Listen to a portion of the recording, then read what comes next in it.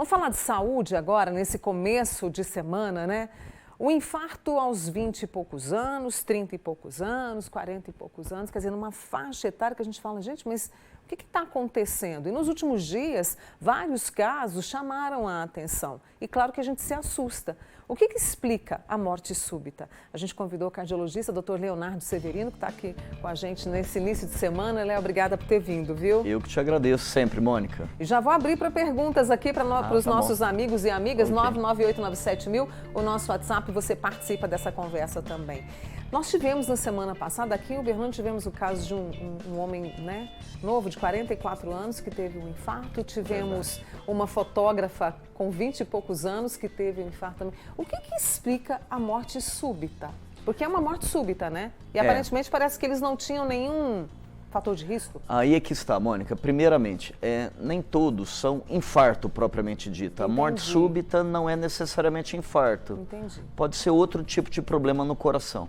Pode ser um problema genético na musculatura do coração, a hipertrofia. Pode ser uma arritmia. Pode ser um problema de válvula. Pode ser uma insuficiência cardíaca grave. Enfim, nem sempre é infarto, mas morte súbita é sempre algo muito chocante e sobre o que a gente precisa realmente conversar mesmo, né? Você falou que muitas vezes, né, não é um infarto. E há como saber se existia uma arritmia? Na maioria dos casos a pessoa já sabia ou não? Mônica, e é que está. Uma boa parte desses casos de morte súbita, infelizmente, poderiam ter sido evitados, não houvesse desinformação e às vezes negligência. A verdade é essa. Uma parte significativa das pessoas que sofrem morte súbita já tinham consciência de um problema cardíaco prévio, já tinham sido muitas vezes orientadas a não praticar atividade física intensa, já sabiam da necessidade de algum tratamento, um acompanhamento específico. Isso a gente vê, a gente sabe do nosso dia a dia. E infelizmente negligenciaram, acharam que a informação não tinha aquele nível de gravidade, deixaram para depois. Acontece muito. E a parte da negligência também se estende para aquelas pessoas que são sabidamente portadoras de fatores de risco.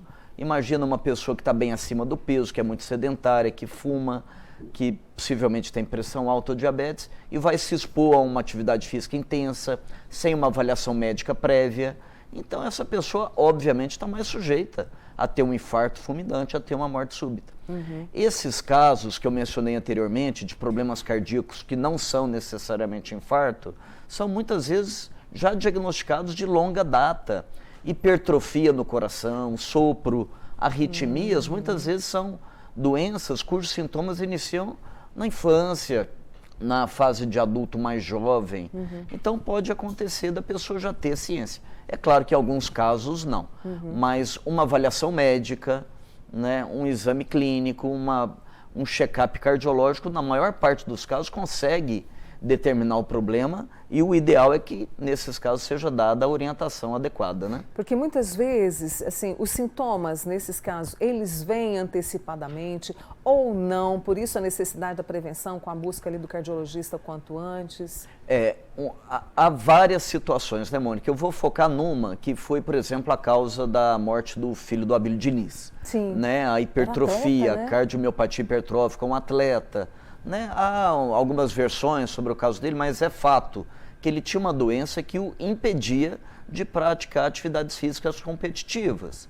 Ele não tinha sintoma. Esse é um caso clássico de uma pessoa que não tem sintoma, mas que tem uma doença cardíaca que é detectada em qualquer simples check-up cardiológico. Então, era uma morte que, teoricamente, até poderia ter sido evitada. E há tantas outras. A gente ouve falar do paciente que já sabia que tinha um problema, como eu disse antes, precisava tomar uma providência e não tomou. É claro que há casos e casos, mas uma boa parte, eu te garanto, Mônica, eram totalmente passíveis de prevenção. Ou por negligência, ou por desinformação, acontecem tragédias como essa. Vou deixar uma pergunta para você, deixa eu trazer aqui os nossos amigos. Quando que a gente deve começar a procurar um cardiologista para fazer isso? Bem, se a pessoa for praticar atividade física mais competitiva e intensa em qualquer idade, até criança, a criança vai se matricular para fazer um treino, para jogar bola, para fazer atividade física mais frequente, intensa, nos clubes ou em qualquer lugar, vá ao médico antes. Pode ser até o pediatra, né? Mas vai fazer uma consulta, vai pedir pelo menos um eletrocardiograma, tá? Outras pessoas de qualquer faixa de idade também, antes de iniciar uma atividade física, procurar um médico. Se tiver fator de risco, sabe que na família há pessoas que morreram de infarto, há um histórico de pressão alta, de peso acima do ideal, etc., buscar atendimento médico. E nunca depois dos 40. Aos 40, a pessoa já tem que ter ido ao cardiologista de uma maneira ou de outra. Deixa eu trazer aqui algumas perguntas. Olha, a nossa amiga Cidinha está perguntando, Mônica, a ansiedade pode levar a algum problema do coração? E ela cita o mais comum, que é o infarto. A mãe dela tinha problemas do coração. E o marido tem pressão alta, diabetes, é sedentário e bebe muito. O marido está sob risco maior, viu, Mônica? Está sob risco maior, não está? Mas o estresse, assim como a depressão, os transtornos do sono, etc., são um grande fator de risco para o desenvolvimento de doença cardíaca. Me permita mencionar uma situação muito comum e atual e que vale para uma parte desses jovens que estão tendo problema cardíaco. Uso excessivo de testosterona, uso inadequado, uso indiscriminado de hormônio, principalmente público masculino que quer ganhar massa muscular, quer ter mais energia, mais libido, usando de maneira indiscriminada, por prescrição até de profissional não médico, profissional de educação física, nutricionista. Isso é um absurdo. A pessoa tem aumento enorme da chance de infartar. E esse público é jovem. E outra coisa que, infelizmente, estamos vendo cada vez mais, consumo de drogas ilícitas, em especial cocaína, né? Aumenta demais o risco de infarto no público, né? Especialmente o mais jovem. São dois fatores que eu gostaria de frisar.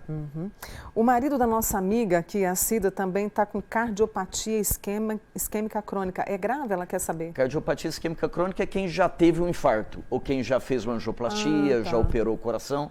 Então, esse não precisa nem cogitar, né? Esse aí já é, obviamente, um paciente de alto risco. A Janaína, de umas 2 semanas para cá, está sentindo leves dores no meio do peito, né?